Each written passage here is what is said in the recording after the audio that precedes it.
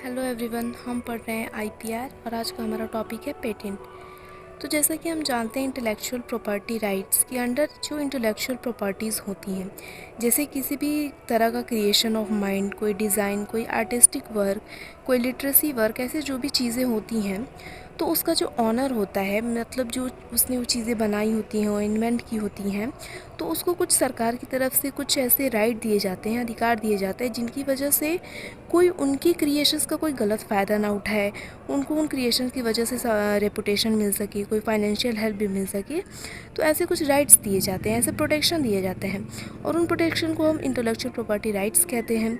उन्हीं के अंडर हमारा एक प्रोटेक्शन कह सकते हैं, एक कंपोनेंट कह सकते हैं आईपीआर का, हमारा होता है पेटेंट। ठीक, तो आज का हमारा टॉपिक है पेटेंट। तो पेटेंट क्या होता है? पेटेंट एक ऐसा राइट है जो सरकार के द्वारा दिया जाता है, जो भी इन्वेंटर होता है, जो भी ऑनर होता है, पर्सन होता है, उसके इन्वेंशन के लिए, जिसकी वजह से कोई तीसरा पर्सन, कोई थर्ड पार्टी उसका जो इन्वेंशन है उसका यूज़ ना कर पाए, सेल ना कर पाए उस चीज़ का, या फिर उस चीज़ को बना ना सके अपने नाम रख कर। ठीक, पेटेंट क्या होता है? पेटेंट एक लीगल डॉक्यूमेंट है जो मतलब दिया जाता है सरकार की तरफ से जो भी इन्वेंटर होता है, ताकि उसकी जो इंटेलेक्चुअल प्रॉपर्टी है उसको कोई तीसरा पर्सन यूज़ या सेल ना कर सके। ठीक, तो a patent is a right granted to an inventor by the federal government. अगर फेडरल गवर्नमेंट या फिर सिर्फ गवर्नमेंट लिख सकते हैं। ठीक, तो पेटेंट क्या होता है? एक राइट होता है जो फेडरल गवर्नमेंट या गवर्नमेंट के द्वारा दिया जाता है, that permits the inventor to exclude others from making, selling और using the invention for a period of time. जो कि इन्वेंटर को या ऑनर को ये अधिकार देता है कि कोई तीसरा पर्सन उसकी इन्वेंशन को यूज़, मेक या सेल ना कर सके for a certain period of time. Time हम देखेंगे लाइफ टाइम नहीं होता है। ठीक, a patent is a legal document giving the holder exclusive intellectual property rights over a specific invention. Patents are an important element in encouraging innovation. Patent क्या होता है? Legal document होता है जो कि होल्डर को ये इंटेलेक्चुअल प्रॉपर्टी राइट प्रदान करता है उसकी इन्वेंशन के लिए। और पेटेंट्स क्या है? एक बहुत ही ज़रूरी एलिमेंट है हमारे सोसाइटी में और इनोवेशन को एनकरेज करने के लिए, बढ़ावा देने के लिए। ठीक, तो पेटेंट की बात हम देखते हैं, टाइप्स ऑफ पेटेंट क्या होते हैं, कितने होते हैं। तो हमारे पास 3 टाइप के पेटेंट है कि यूटिलिटी पेटेंट, डिज़ाइन पेटेंट और प्लान पेटेंट। तो यूटिलिटी पेटेंट क्या होते हैं? यूटिलिटी पेटेंट बिल्कुल, अच्छा इससे पहले ये देखिए पेटेंट किस चीज़ को दिया जाता है। तो पेटेंट किसी आइडिया को नहीं दिया जाता, पेटेंट किसी इन्वेंशन को दिया जाता है। किसी ने कोई मशीन बनाया, कोई प्रोडक्ट बनाई, कोई किसी ने चीज़ बनाई, या फिर किसी प्रोसेस को दिया जाता है। ठीक, या तो किसी प्रोसेस को, या किसी ने प्रोडक्ट बनाया, कोई मशीन बनाई, कोई चीज़ बनाई। ठीक, जैसे समझ सकते हैं अभी एचआईवी की, मान लीजिए किसी ने दवा बनाई, किसी कंपनी ने दवा बना दी, या फिर किसी इंसान ने बना दी, तो वो इस इंसान को या उस कंपनी को उसका उस दवा के लिए पेटेंट दिया जाएगा, या फिर जिस प्रोसेस को द्वारा उसने बनाया है उसके लिए भी पेटेंट दिया जाएगा। तो पेटेंट किसी इन्वेंशन को, किसी प्रोडक्ट के लिए या फिर किसी प्रोसेस के लिए दिया जाता है। तो अभी टाइप्स में देख लेते हैं हम। तो टाइप्स में सबसे पहला हमारा आता है यूटिलिटी पेटेंट। यूटिलिटी पेटेंट सबसे कॉमन टाइप के पेटेंट होते हैं जो कि किसके लिए दिए जाते हैं? That are granted to new machines, chemicals and process. नए मशीन्स के लिए, केमिकल्स के लिए और प्रोसेसेस के लिए दिए जाते हैं। दूसरा क्या है हमारा? दूसरा होता है डिज़ाइन पेटेंट। तो डिज़ाइन पेटेंट किसके लिए दिए जाते हैं? किसी ने कोई सामान बनाया, कोई प्रोडक्ट बनाया, तो उसकी यूनिक अपीयरेंस के लिए या फिर डिज़ाइन के लिए। ये पेन ऐसा दिखाई दे रहा है तो इसकी जो यूनिक अपीयरेंस है, इसका डिज़ाइन है ऐसा, तो इस चीज़ के लिए जिसने बनाया उसको पेटेंट दिया जाएगा। या फिर किसी सरफेस का उसने कोई चीज़ बनाई, मान लीजिए पेन बनाई, तो ये इसका ऊपरी सरफेस है ना, यहाँ पे ब्लैक एंड वाइट है लाइनिंग, तो इसकी स्पेशल अपीयरेंस के लिए दिया जाता है पेटेंट। तो डिज़ाइन पेटेंट क्या होता है? Granted to protect the unique appearance और डिज़ाइन ऑफ मैन्युफैक्चर्ड ऑब्जेक्ट। इसके लिए दिया जाता है यूनिक अपीयरेंस या डिज़ाइन के प्रोटेक्शन के लिए किसी भी मैन्युफैक्चर्ड ऑब्जेक्ट का, such as the surface ornamentation और ओवरऑल डिज़ाइन ऑफ ऑब्जेक्ट। या ये जो सरफेस पे और ऑर्नामेंटेशन है, जो भी सजावटी है, इसके लिए, या फिर जो पूरा पेन का डिज़ाइन है इसी के लिए। अब आता है नेक्स्ट हमारा प्लांट पेटेंट। प्लांट पेटेंट किसके लिए दिया जाता है? तो प्लांट पेटेंट दिया जाता है कि आपने किसी नई प्लांट वेराइटी का डिस्कवर किया, किसी सेक्सुअल रिप्रोडक्शन के माध्यम से आपने किसी नई प्लांट वेराइटी का डिस्कवर किया, इन्वेंशन किया, इंक्लूडिंग हाइब्रिड के द्वारा भी हो सकता है। यहाँ पे एसेक्सुअल रिप्रोडक्शन है, यहाँ पे मतलब इसलिए बोल रहे हैं क्योंकि किस तरीके से दिया जाता है कि मान लीजिए हम जानते हैं वेजिटेटिव प्रोपगेशन में ग्राफ्टिंग वगैरह होती है, कटिंग लेयरिंग की जाती है हमें, तो किसी इंसान ने कोई इन सारी चीज़ों की हेल्प से, ग्राफ्टिंग वगैरह की हेल्प से कोई नई प्लांट वेराइटी बना दी तो उसको पेटेंट दिया जाएगा, प्लांट पेटेंट। ठीक, तो granted for the invention and asexual reproduction of new and distinct plant varieties including hybrids. Asexual reproduction means the plant is produced by means other than seed such as by grafting or rooting of trees। जो seeds के अलावा जो reproduce किए जाएंगे यहाँ पे, तो हम उसको एसेक्सुअल रिप्रोडक्शन कहते हैं, तो हम जानते ही हैं, और स्पेशली किस लिए, ग्राफ्टिंग या रूटिंग, कटिंग, इन सारी चीज़ों से। ठीक, अब ये आते हैं थोड़ी हम वैलिडिटी देखें अगर, तो यूटिलिटी एंड प्लांट पेटेंट का ग्रांटेड जो वैलिडिटी होती है वो 20 सालों तक होती है। ठीक, उसके बाद डिज़ाइन पेटेंट का जो आई थिंक ये पेटेंट होगा, यहाँ पे पेटेंट के लिए हमें 14 या 15 सालों तक की वैलिडिटी होती है। ठीक, यूटिलिटी और प्लांट पेटेंट का 20 सालों तक वैलिडिटी होती है और डिज़ाइन पेटेंट का 14 या 15 सालों तक की वैलिडिटी होती है। अब नेक्स्ट क्या है हमारा इसेंशियल्स ऑफ पेटेंट। देखिए, हमें पेटेंट लेने के लिए, किसी ने कोई प्रोडक्ट बनाया तो उसको पेटेंट पाने के लिए कई सारे स्टेजेस फॉलो करते हैं, तब उसे पेटेंट मिलता है। तो पेटेंट मिलता है तो कोई इंसान को, किसी ने कोई चीज़ बनाया तो वो पेटेंट कब मिलेगा, उसकी पेटेंट की क्या क्या खूबियाँ होनी चाहिए, उसके बाद उसको पेटेंट मिलेगा, वो पेटेंट लेने के लायक है। तो पेटेंट दिया जाता है किसी इन्वेंशन के लिए, patent granted for an invention, किसी ने कोई चीज़ इन्वेंट करी उसके लिए दी जाती है। और इन्वेंशन मीन्स, इन्वेंशन का मतलब क्या है, अ प्रोडक्ट और प्रोसेस विच इज़, कोई सामान है, कोई प्रोडक्ट है या फिर प्रोसेस है जो कैसा होना चाहिए, ये ध्यान रखने वाला, न्यू या नोवेल, वो सामान जिसने भी बनाया, कोई प्रोसेस वो बिल्कुल नया होना चाहिए। ठीक, कोई आपने ये नहीं कि कोई आपने पुरानी चीज़ निकाल, बिल्कुल वो नया होना चाहिए। Involving inventive steps non obvious, involving inventive steps non obvious का मतलब ये होता है कि ऐसी वो प्रोसेस होना चाहिए, ऐसा सामान होना चाहिए जिसके बारे में पहले से सबको पता नहीं हो, वो ऑब्वियस नहीं होनी चाहिए कि पहले से ही जैसे क्या करेंगे कि आपने शरबत बनाया, पानी और चीनी डाल के बोलेंगे कि आप ये मीठा है, तो ये तो सबको पता है भाई, ऑब्वियस है, ये चीज़ सबको पता है, आपको बिल्कुल नई चीज़ लानी है, पुरानी चीज़ नहीं। ठीक, यूटिलिटी होनी चाहिए इसको, मतलब उसका यूज़ होना चाहिए, वो चीज़ यूज़फुल होनी चाहिए, कुछ भी ये नहीं कि यूनिक चीज़ है और आप यूनिक चीज़ तो बनाई आपने लेकिन उसका कुछ यूज़ ही नहीं है, तो क्या फ़ायदा उसका। And capable of industrial application, और आपने जो चीज़ इन्वेंट की है, जो प्रोसेस आपने बनाया है, उसका इंडस्ट्रियल एप्लीकेशन होना चाहिए। इंडस्ट्रियल एप्लीकेशन से मतलब एक बहुत बड़े रेंज पे लोगों के लिए वो यूज़फुल होना चाहिए। आपने 2-4 लोगों के लिए यूज़फुल ऐसी चीज़ बनाई तो वो पेटेंट मिलने लायक नहीं है। ठीक, तो ये सब पेटेंट के अंदर ये खूबियाँ होनी चाहिए, न्यू होना चाहिए, इन्वेंटिव स्टेप्स होना चाहिए, मतलब नॉन ऑब्वियस होना चाहिए, यूटिलिटी होनी चाहिए उसकी, और कैपेबल ऑफ इंडस्ट्रियल एप्लीकेशन। तो ये तो है कि इसेंशियल है ये चीज़ें, पेटेंट ऐसा होना चाहिए, ऐसी चीज़ों को हम पेटेंट दे सकते हैं। अब ऐसी कौन सी चीज़ें हैं जिन्हें हम पेटेंट नहीं दे सकते, मतलब हम नहीं, जो भी देते हैं पेटेंट वो नहीं मिल सकता उन्हें। तो अब हम देखते हैं कि व्हाट इज़ नॉट पेटेंटेबल। तो देखिए, क्या किन चीज़ों को पेटेंट नहीं दिया जा सकता। तो जस्ट अ थियरी और बेस्ड ऑन नॉन थियरी, आपने कोई थियरी दी या फिर कोई ऐसी पहले से जानी हुई थियरी आपने बताई तो उन चीज़ों को पेटेंट नहीं दिया जाता है। नेक्स्ट है based on traditional knowledge. Traditional knowledge के बेस पे ही क्या होता है हम बाद में पढ़ेंगे। ट्रेडिशनल नॉलेज मतलब आप एक सिंपली यहाँ समझ लीजिए कि जो बहुत पुराने समय से चला आ रहा है नॉलेज, आपने उस बेसिस पे कुछ बात बताई, आपने कुछ कहा, तो उसको पेटेंट नहीं दिया जाएगा। अरेंजमेंट और रीअरेंजमेंट इन अ नोन में, आपने किसी नोन तरीके से किसी चीज़ को अरेंज कर दिया, या अननोन तरीके से किसी भी चीज़ को आपने पहले से वो चीज़ पता है सबको, आपने अरेंज या रीअरेंज कर दिया, तो उस चीज़ को पेटेंट नहीं दिया जाएगा।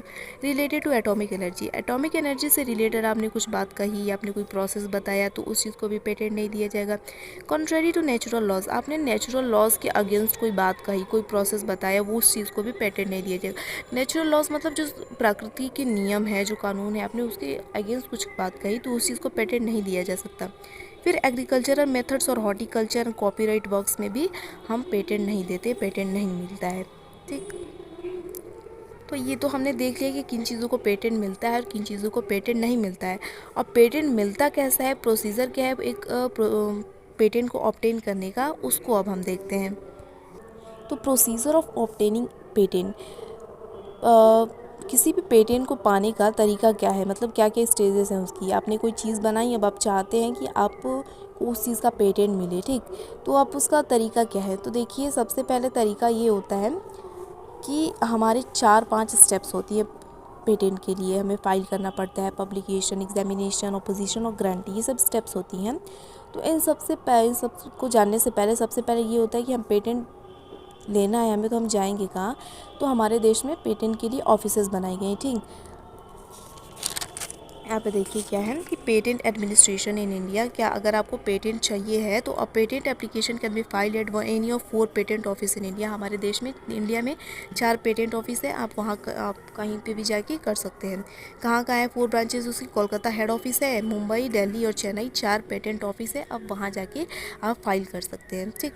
अब देखते हैं हम कि हमारा जो पेटेंट एप्लीकेशन का हमारा स्टेज क्या है। तो patent application passes through the following stages. जो हमारा पेटेंट एप्लीकेशन होता है फॉलोइंग स्टेजेस से पास करता है: filing, publication, examination, opposition. Opposition में pre grant and post grant आता है, लास्ट आता है ग्रांट। क्या होता है इसमें, मैं अभी एक ओवरऑल बता देती हूँ, ओवरव्यू। फाइलिंग में क्या करते हैं कि हम जाते हैं पेटेंट ऑफिस में, हम एक एप्लीकेशन देते हैं कि हमें इन चीज़ के लिए पेटेंट चाहिए, ठीक। एप्लीकेशन के साथ साथ हम ज़रूरी डॉक्यूमेंट्स और स्पेसिफिकेशंस वगैरह देते हैं कि हम अपने, मतलब इन चीज़ों में, स्पेसिफिकेशन वगैरह में हम अपने जो भी हमने इन्वेंट किया है उसके बारे में हम जानकारी देते हैं, ठीक। ये हमारा फाइलिंग हो गया। हमने हेड ऑफिस मतलब पेटेंट ऑफिस जाके हमने दे दिया एप्लीकेशन। एप्लीकेशन के बाद क्या होता है, एप्लीकेशन आपने दिया तो एप्लीकेशन के 18 महीनों बाद आपको क्या करना होता है, आपको पब्लिकेशन कराना होता है आपकी एप्लीकेशन का, ठीक। उसको हम पब्लिकेशन कहते हैं। तीसरा क्या होता है, आपने पब्लिकेशन करा लिया एप्लीकेशन का। तीसरा होता है एग्जामिनेशन। आप जो भी कंट्रोलर है आप उसको, मतलब आप रिक्वेस्ट करेंगे कि आप एग्जामिन करिए कि क्या वो, मतलब एग्जामिन होता है वो चीज़ कि आपका पेटेंट जो है वो पेटेंट लायक है। जो भी हमने एसेंशियलिटी पढ़ी ना कि पेटेंट ऐसा होना चाहिए, न्यू होना चाहिए, नोवेल होना चाहिए, तो इन सब को वो चेक किया जाएगा कि आपका पेटेंट, मतलब आपका जो ऑब्जेक्ट है उसको पेटेंट मिलने लायक है कि नहीं उसमें। फिर क्या होता है, ओपोजिशन चेक किए जाते हैं कि हम पहले देख लेते हैं कि किसी को उस बात से कोई दिक्कत तो नहीं है, तो ये चेक किया जाता है और लास्ट में ग्रांट कर दिया जाता है, आपको पेटेंट दे दिया जाता है। तो अब हम स्टेप्स देखते हैं डिटेल में कि क्या क्या होता है। तो सबसे पहला है हमारा प्रोसीजर फॉर ऑब्टेनिंग पेटेंट में। तो following is the procedure to get a patent in India. India में पेटेंट लेने का प्रोसीजर है। तो the section 6 of patent act 1970 provides who may apply for patent. जो हमारा 1970 का पेटेंट एक्ट है, अभी हम पढ़ेंगे इसके बारे में। तो उसका सेक्शन सी हमें ये बताता है कि कौन लोग पेटेंट के लिए अप्लाई कर सकते हैं, ठीक। तो पहला, इधर अलोन और जेंटली, या तो कोई एक सिंगल पर्सन जाएगा वो भी पेटेंट के लिए कर सकता है, या फिर कई लोग जाकर भी कर सकते हैं apply. By any person claiming to be true and first inventor. कोई भी ऐसा इंसान जिसने कोई सामान इन्वेंट करा है, कोई ऑब्जेक्ट इन्वेंट करी है, तो वो जाके कर सकता है। जो खुद को क्लेम कर रहा है, दावा कर रहा है कि हाँ मैं ही पहला इन्वेंटर हूँ और मैं ही ट्रू इन्वेंटर हूँ इस चीज़ का, वो कर सकता है। दूसरा है by any person being the assigning of person claiming to be a true and first inventor. मान लीजिए कोई एक पर्सन है, उसने कोई चीज़ इन्वेंट करी, लेकिन उसने क्या किया, अपनी जगह उसने किसी और को असाइन किया कि तुम जो मेरे लिए पेटेंट के लिए फाइल कराओ, तो वो भी कर सकता है। लेकिन उसको ये चीज़ उसको प्रूफ देना पड़ेगा कि हाँ मैं इन्हीं का आदमी हूँ, ठीक। ये सब करना पड़ेगा। उसके बाद क्या होता है कि by the legal representative of an any deceased person who can immediately after his death is entitled to make such application. मान लीजिए किसी ने, कोई पर्सन था, उसने कोई चीज़ बनाई लेकिन उसकी डेथ हो गई, तो डेथ हो गई ना, तो उसकी जगह पे कोई रिप्रेजेंटेटिव जाएगा, वो भी पेटेंट के लिए फाइल कर सकता है, ठीक। तो ये तो है कि कौन कौन फाइल कर सकता है। फाइलिंग करने के लिए हमें एप्लीकेशन देना पड़ता है। तो एप्लीकेशन के कुछ टाइप्स होते हैं, जैसे ordinary application, convention application, patent application, मतलब patent of addition application, divisional and PCT application. तो ये एप्लीकेशन के टाइप है, हमें ये देखना है कि क्या होता है। तो सबसे पहला हमारा स्टेज आता है filing of the patent application. Patent application में फाइलिंग की जाती है। देखिए इसमें क्या होता है कि हम पेटेंट ऑफिस जाते हैं, हम एप्लीकेशन देते हैं, स्पेसिफिकेशन और अदर डॉक्यूमेंट्स देते हैं। स्पेसिफिकेशन में क्या होता है कि हम अपने जो भी हमने इन्वेंट किया है उसके बारे में पूरी डिटेल देते हैं, ठीक। यहाँ पे फ़ीस लगती है। अब पहले आप फ़ी जमा करते हैं, उसके बाद आप एप्लीकेशन के लिए फ़ाइल कर सकते हैं। तो क्या होता है कि फ़ी इस बेसिस पे डिसाइड की जाती है कि आपने जो डॉक्यूमेंट्स दिए हैं उसमें कितने पेजेस हैं, आपने कितने क्लेम्स किए हैं, उस चीज़ पे डिसाइड किया जाता है कि आपकी फ़ी कितनी होगी, ठीक। देखिए, application for patent can be file only on the payment of full fee. आप जब जितनी फ़ी उसकी रिक्वायर्ड आपने एक बार फुल फ़ी दे दी, उसके बाद ही आप फाइल के लिए, मतलब एप्लीकेशन आप फाइल कर सकते हैं, ठीक। Filing fee is charge on the basis of number of pages and number of claims made in the patent document. और फाइलिंग फ़ी किस चीज़ पे चार्ज की जाती है कि आपने जो भी डॉक्यूमेंट जमा किए उसमें आपने कितने पेजेस डाले हैं, कितने आपने क्लेम्स दिए, उसमें कितने दावे किए हैं, इस बेसिस पे आपका फ़ी लगता है। No extra fee is charge up to 30 pages and 10 claims. 30 page और 10 क्लेम से ज़्यादा अगर आपने कुछ दिया है तो आपको एक्स्ट्रा फ़ी नहीं लगेगा। Power of attorney if applicable, अगर ज़रूरत हुई तो पावर ऑफ अटर्नी भी देनी पड़ेगी डॉक्यूमेंट में। Application specification and other document should be either in Hindi और इंग्लिश लैंग्वेज। एप्लीकेशन स्पेसिफिकेशन और जो भी अदर डॉक्यूमेंट्स है आपको या तो हिंदी में या तो इंग्लिश में होनी चाहिए। नेक्स्ट है if application discloses sequence listing of nucleotide and और amino acid it should be file in electronic form. ये बात है कि अगर आपने जो भी सामान इन्वेंट करा है, कोई प्रोसेस इन्वेंट करा है, आपने न्यूक्लियोटाइड्स या कोई सीक्वेंस के बारे में आपने जानकारी दी है, तो आपको ये जानकारी आपको स्पेसिफिकेशन या एप्लीकेशन इलेक्ट्रॉनिक फॉर्म में देना पड़ेगा, कंप्यूटराइज फॉर्म में देना पड़ेगा। ठीक, ये हमारा फर्स्ट स्टेज होता है, फाइलिंग की जाती है। मान लीजिए आपने एप्लीकेशन दे दी, आपकी फ़ाइल हो गई पेटेंट। पेटेंट के बाद क्या किया जाता है, फाइलिंग के बाद पब्लिकेशन की जाती है। आपने जो एप्लीकेशन दिया है ना, उसका पब्लिकेशन किया जाता है।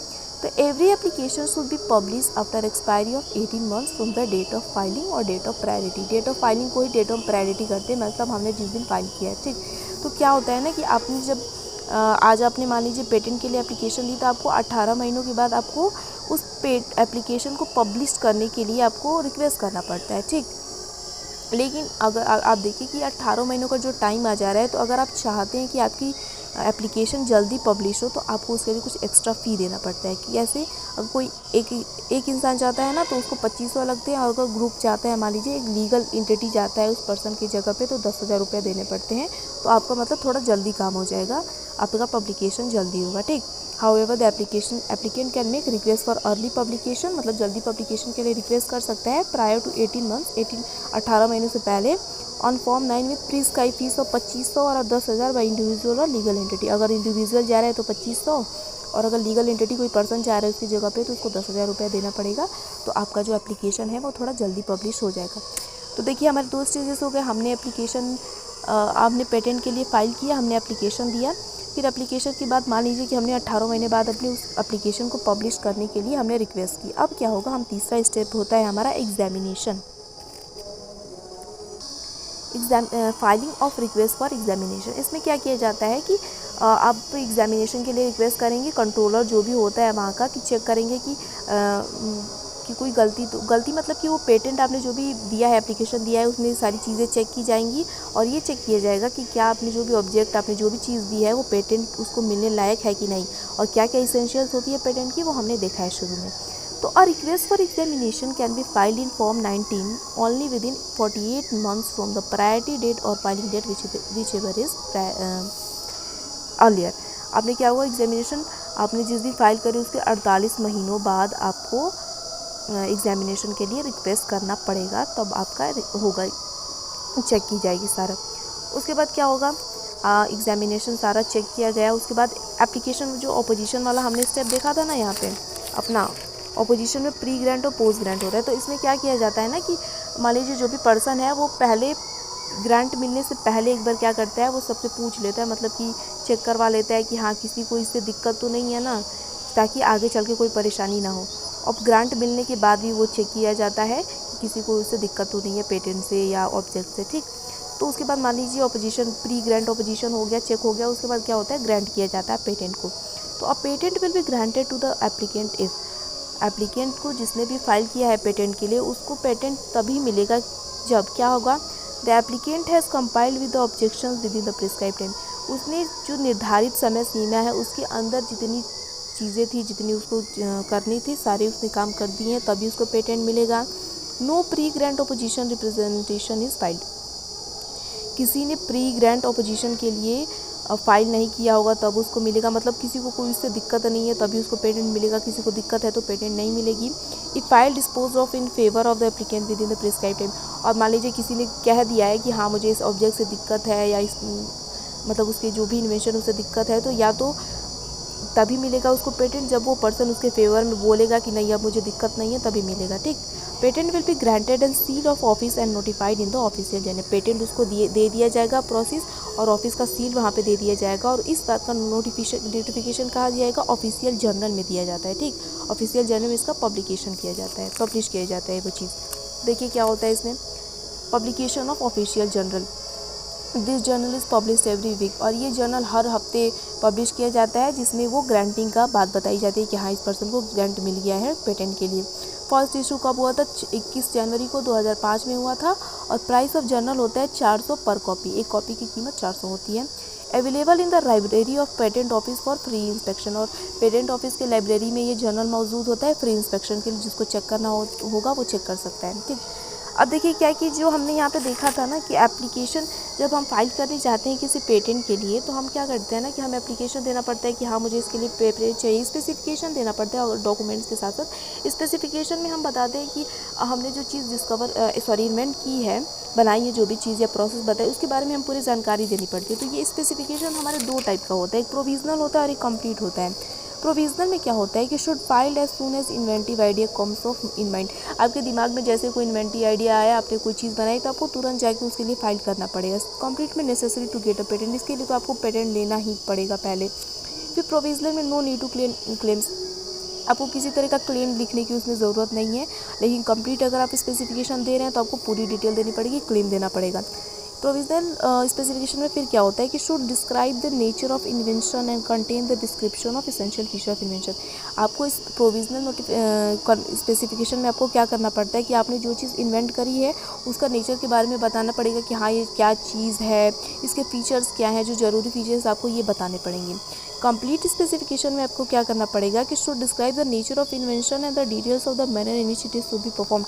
आपको पूरी जानकारी देनी पड़ेगी कि हाँ इसका नेचर क्या है, ये कैसे काम करता है, ये सारी जानकारी आपको कंप्लीट स्पेसिफिकेशन में देनी पड़ेगी। तो ये हमारी स्पेसिफिकेशन की बात हो गई कि क्या क्या क्या क्या हमें डिटेल देनी पड़ती है। अब क्या होता है ना कि क्या क्या हमें उसमें लिखना होता है, हमें ये भी देख लेते हैं थोड़ा कि कंटेंट ऑफ प्रोविजनल स्पेसिफिकेशन क्या होता है। तो आपको टाइटल लिखना होता है, रिटन डिस्क्रिप्शन देना पड़ता है, और ड्राइंग, अगर ड्राइंग भी ज़रूरत हुई तो आपको ड्राइंग भी करना पड़ता है, सैम्पल और मॉडल इफ रिक्वायर, अगर आपको सैम्पल या मॉडल की ज़रूरत हुई तो आपको वो चीज़ भी देनी पड़ेगी प्रोविजनल स्पेसिफिकेशन में। एडवांटेज क्या है प्रोविजनल स्पेसिफिकेशन की प्रायोरिटी फॉर इन्वेंशन, इन्वेंशन की प्रायोरिटी दी जाती है। आपने इतनी सारी चीज़ें दी हैं आपको, तो आपकी इन्वेंशन के लिए प्रायोरिटी दी जाएगी। It extra time for further development, आपको एक्स्ट्रा टाइम भी मिल जाता है अगर कुछ आपको फर्दर डेवलपमेंट करना है तो उसके लिए। एक्सप्लोर कमर्शियल फिजिबिलिटी, आपको कमर्शियल फिजिबिलिटी भी फ़ायदा भी मिल सकता है। Avoid further expenses with no commercial feasibility, अगर कोई कमर्शियल फिजिबिलिटी नहीं है तो आपको फालतू के खर्चे से भी बच सकते हैं। अब कंप्लीट स्पेसिफिकेशन आपको क्या लिखना पड़ेगा, क्योंकि आपको पूरी जानकारी देनी है तो आपको सब कुछ लिखना पड़ेगा। टाइटल तो देंगे ही आप, field and background of invention, invention का बैकग्राउंड क्या है वो पूरी आपको अपनी देखा पूरी डिटेल देनी पड़ेगी। यूज़ ऑफ इन्वेंशन, क्या उसका यूज़ है, prior art in the said field and it drawback, जो भी आपने जो भी इन्वेंट किया उसका आर्ट, जो भी ज़रूरतें हैं, उसकी ड्रॉबैक जो है, लिमिटेशन जो है, आपको सारी जानकारी देनी पड़ेगी। Comparison between prior art and present invention, कोई उससे रिलेटेड कोई प्रायर आर्ट था, पिछला आर्ट था, या अभी उसके टाइम में जो भी चीज़ें मौजूद है उसके बारे में आपको कंपैरिजन देना पड़ेगा। ऑब्जेक्टिव क्या है आपके इन्वेंशन का ये बताना पड़ेगा, समरी देनी पड़ेगी आपको, स्टेटमेंट देना पड़ेगा, and detail description of invention, मतलब आपने जो भी चीज़ बनाई आपको उसके बारे में सारी जानकारी आपको देनी पड़ेगी। तो ये हमने स्पेसिफिकेशंस की बात कर ली। अब हम देखते हैं ना कि पेटेंट एक्ट 1970 क्या है। देखिए पेटेंट एक्ट, और ये सारी जो बातें हमने देखी है ना कि प्रोसीजर क्या है ऑब्टेन करने का, जो भी चीज़ें हैं कैसा होना चाहिए, प्रोविजनल स्पेसिफिकेशन में ये होना चाहिए वो चीज़, सारी बातें हमें पेटेंट एक्ट ही बताती हैं। तो पेटेंट एक्ट क्या है ना, उससे पहले आप देखिए कि हमारे जो देश में है इसका हिस्ट्री क्या है, पेटेंट एक्ट कैसे आया, कि हमें इंटेलेक्चुअल प्रॉपर्टी राइट्स को जो प्रोटेक्शन का तरीके जो आए तो उसके लिए कब बनाए गए। तो 1856 में शुरुआत हुई, प्रोटेक्शन ऑफ इन्वेंशन नाम की एक्ट आई, ठीक, बट इसको रिजेक्ट कर दिया गया। फिर 1911 में आया Indian patent and design act, Indian patent और डिज़ाइन एक्ट को ही पेटेंट एक्ट ने रिप्लेस किया अपना 1972 में, ठीक। फिर 1975 में इंडिया ने वीपो को ज्वाइन किया, और 1995 में इंडिया ने ट्रिप्स के साथ साइन किया एग्रीमेंट, और 1995, 2002, 2004, 2005 में अमेंडमेंट्स आई हमारी पेटेंट एक्ट। तो पेटेंट एक्ट के बारे में थोड़ी जानकारी देख लेते हैं कि the patent act 1970 along with the patent rules 1972 came into force on 20 April 1972 replacing the Indian Patent and Design Act of 1911।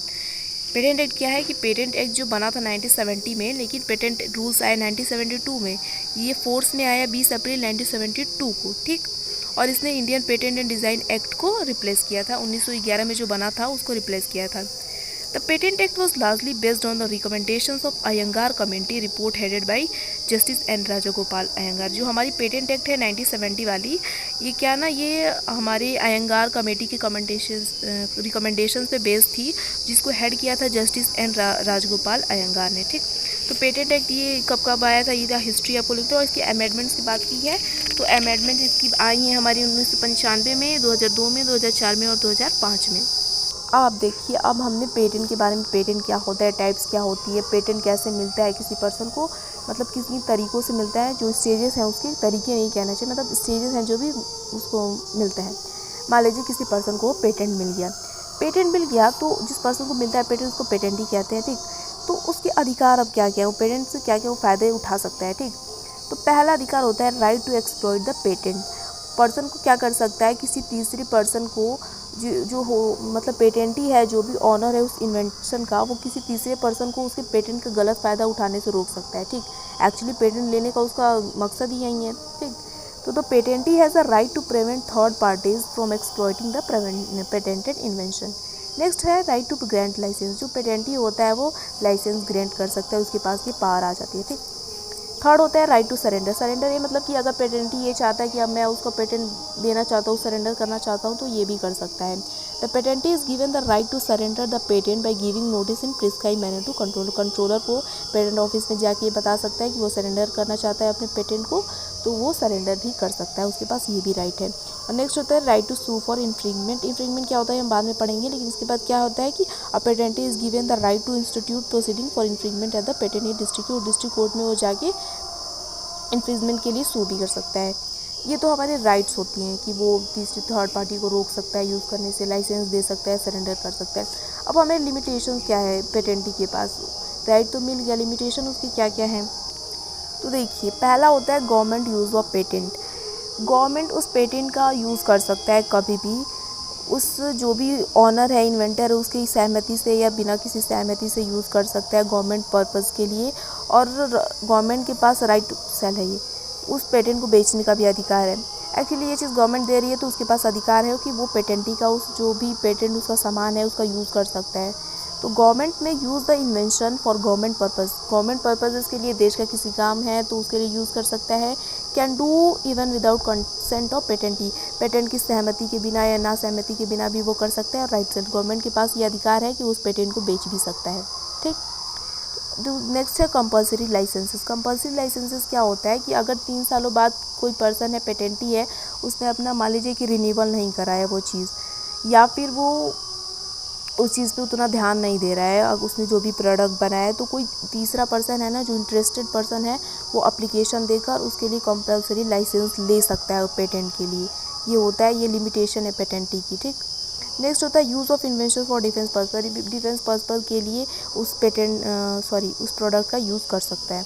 Revocation of non working of patent. Revocation मतलब होता है, सिंपल शब्दों में समझ सकते हैं कि खारिज कर दिया जाएगा, मतलब रिजेक्ट कर दिया जाएगा। अगर किसी पर्सन ने कोई प्रोडक्ट बनाया, फिर उस प्रोडक्ट का उसने पेटेंट लिया, लेकिन अब वो प्रोडक्ट क्या है कि वो जनता के काम में नहीं आ रहा है, ठीक, या फिर वो पेटेंटी उस प्रोडक्ट पर ध्यान नहीं दे रहा है, वो जनता के काम में अब नहीं आ रहा है, तो वो उसके पेटेंट को रिजेक्ट कर दिया जाएगा, ठीक। ये और नेक्स्ट होता है रीस्टोर्ड पेटेंट। रीस्टोर्ड पेटेंट में मतलब, रीस्टोर्ड पेटेंट में क्या होता है ना कि मान लीजिए एक बार लैप्स कहने का मतलब कि मान लीजिए खारिज हो गया, तो उसका पेटेंट रीस्टोर तो कर दिया जाएगा, लेकिन क्या होगा, उसके साथ कुछ लिमिटेशन उसको दी जाएंगी पेटेंटी को। पहले जैसे उसके पास सारे अधिकार नहीं हो पाएंगे, कुछ उसके साथ कंडीशन लिमिटेशंस लगा दी जाएंगी। तो ये हो गया हमारे जितने भी पेटेंट से रिलेटेड पार्ट था, ये हमने कर लिया। नेक्स्ट में हम नेक्स्ट टॉपिक देखेंगे। Thank you.